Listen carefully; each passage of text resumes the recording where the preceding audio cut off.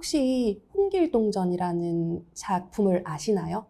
네, 많이 들어봤어요. 맞죠. 홍길동이란 이름을 아마 동사무소나 이런 데 가보시면은 항상 예시 이름으로 나오는 게 홍길동이거든요. 그래서 이 홍길동이라는 이름이 어떻게 나오게 됐는지, 그리고 그 작품이 어떻게 쓰여지게 됐는지에 대한 이야기를 좀 들려드리려고 합니다. 홍길동전이라고 얘기를 하면 항상 시작이 뭐냐면 호부호형이라는 말이 먼저 나오거든요.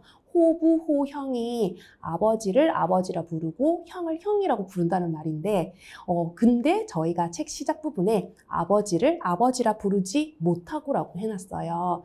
왜 아버지를 아버지라고 부르지 못했을까? 이 내용이 이 홍길동전 이야기에서 가장 중요한 내용 중에 하나라고 보시면 될 것 같아요.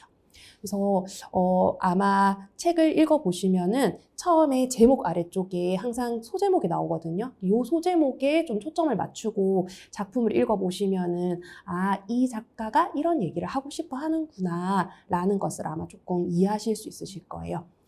이야기 속으로 잠깐 들어가 보면 옛날에 항상 옛날 이야기는 옛날 이야기로 시작하죠. 홍판서가 낮잠을 자다가 꿈을 꿨어요. 근데 꿈속에 커다란 용이 나타난 거예요. 혹시 꿈속에 용이 나타난다라는 것은 어떤 꿈인지 혹시 아세요? 뭔가 길몽.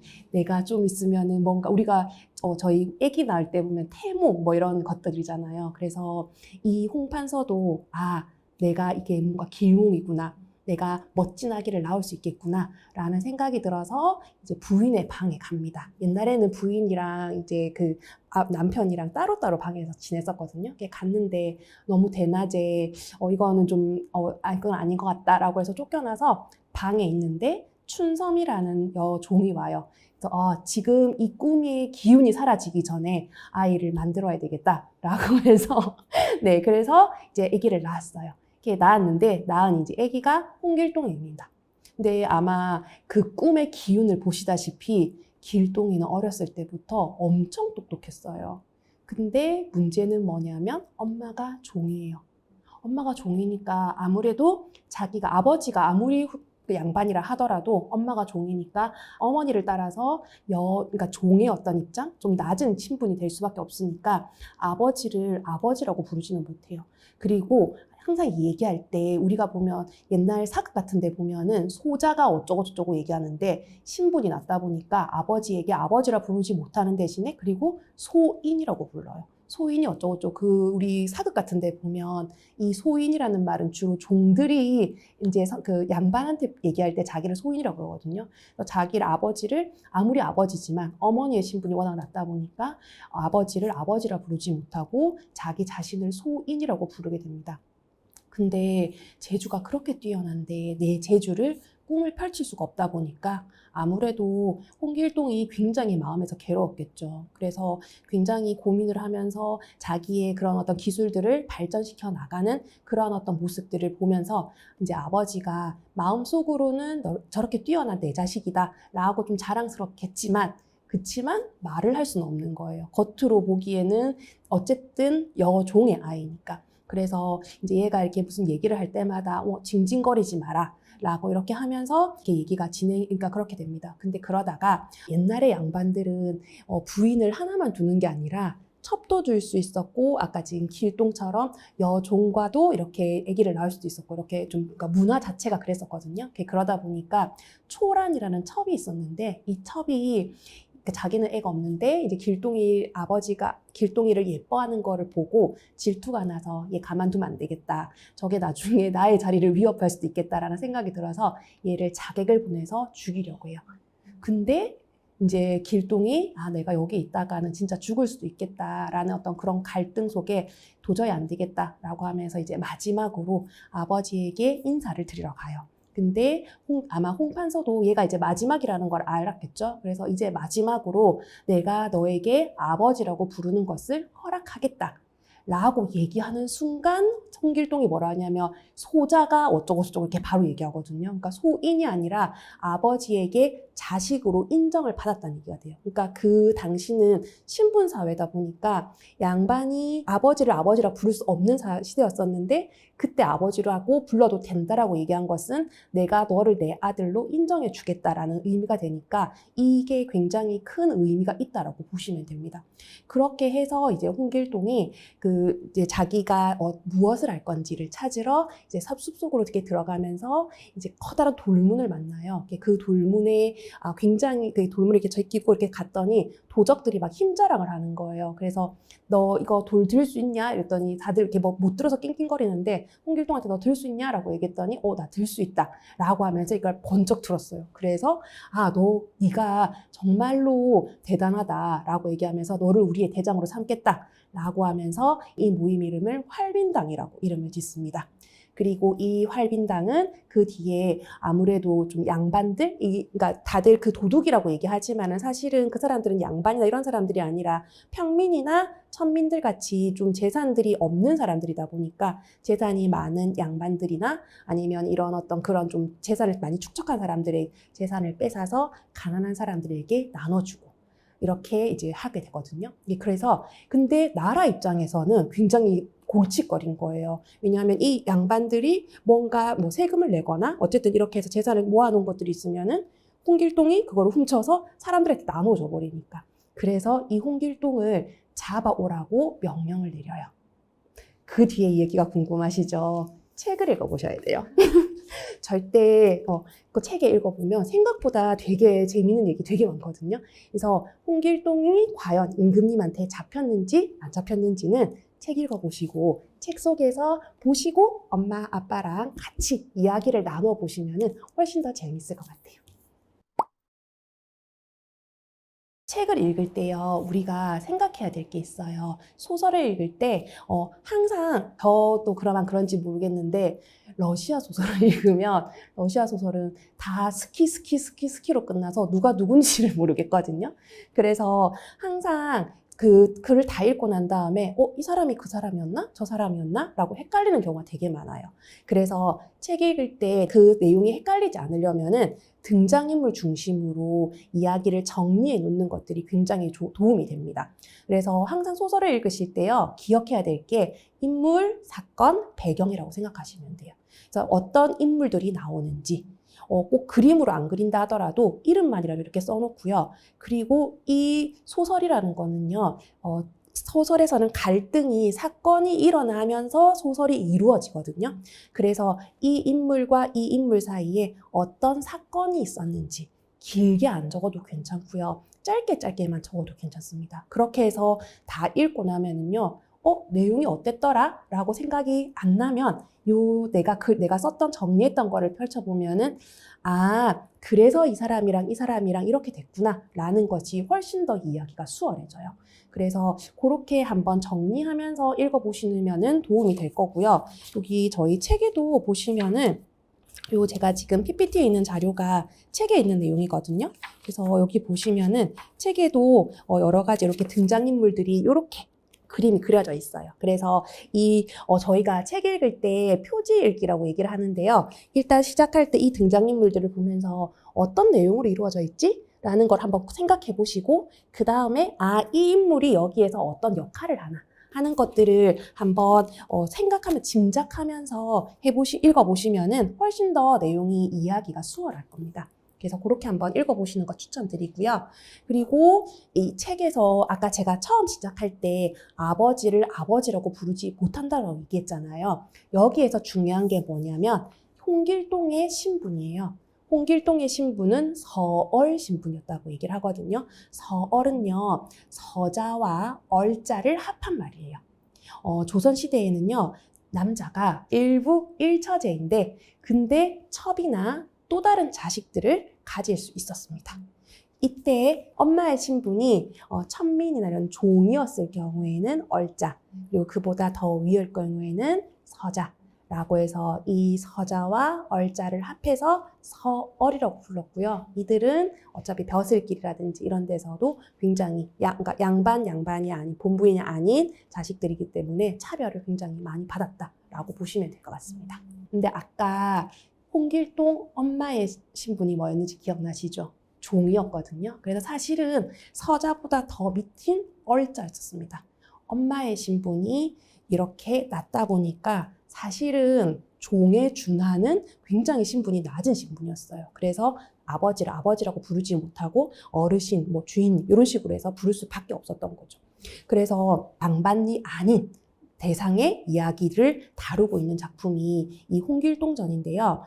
왜 하필이면 이 글을 쓴 허균이 이런 설의 얘기를 썼을까? 홍길동을 쓴 허균은요, 사실 굉장히 양반 집안이거든요. 근데 이런 양반이, 그러니까 내가 이미 가진 기득권인 사람이 굳이 내가 가장 약한, 가장 밑에 있는 사람들의 얘기까지 굳이 내가 관심을 가질 필요가 사실 없잖아요. 이미 내 앞날은 거의 보장이 돼 있는데.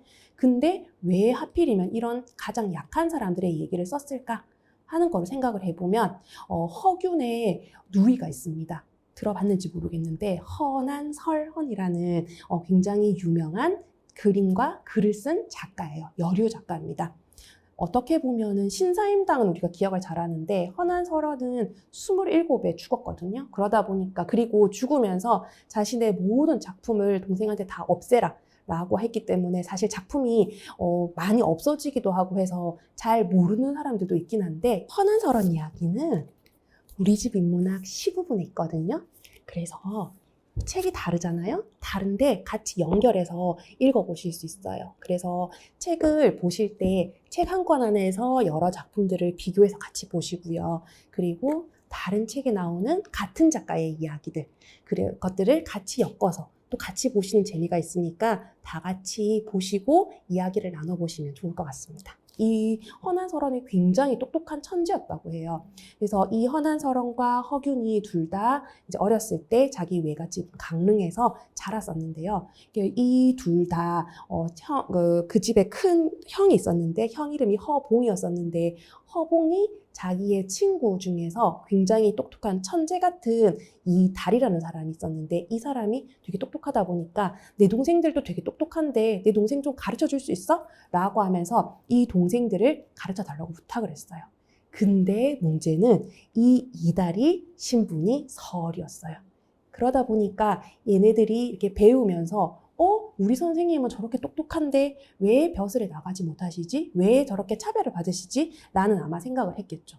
그리고 이제 그러면서 그쪽에 이제 좀 관심을 가졌을 거고 그 이후에도 이제 그러다 보니까 그리고 약간 이 허균이 약간 삐딱한 기질도 좀 있었대요. 그래서 약간 삐딱하다 보니까 이렇게 나는 이런 거 말고 약간 소외받은 사람 에 좀 더 관심을 가지고 이제 어른이 되어서도 친구들을 사귈 때도 이런 설이라든지 이런 조금 소외된 사람들을 많이 사귀었대요. 그러다 보니까 이런 사람들의 이야기를 내가 써서 사람들에게 이 얘기를 좀 해주고 싶다라는 생각을 가지지 않았을까라는 생각이 좀 듭니다. 그건 이제 아버지인 허엽의 영향도 굉장히 컸던 것 같고요. 그러니까 아버지가 이렇게 자식들을 그런 식으로 좀 이렇게 가둬서 키우거나는 하시지 않으신 것 같아요. 그래서 좀 자유롭게 이렇게 자신들의 의지를 두거나 하게 하다 보니까 사실 허난설헌 같은 경우에도 딸이잖아요. 그 당시에 딸이 뭔가 이렇게 글을 쓰고 그림을 그릴 수 있게 해주는 분위기 자체가 아마 집안 자체가 그런 것에 굉장히 좀 너그러운 집안이었을 것이다.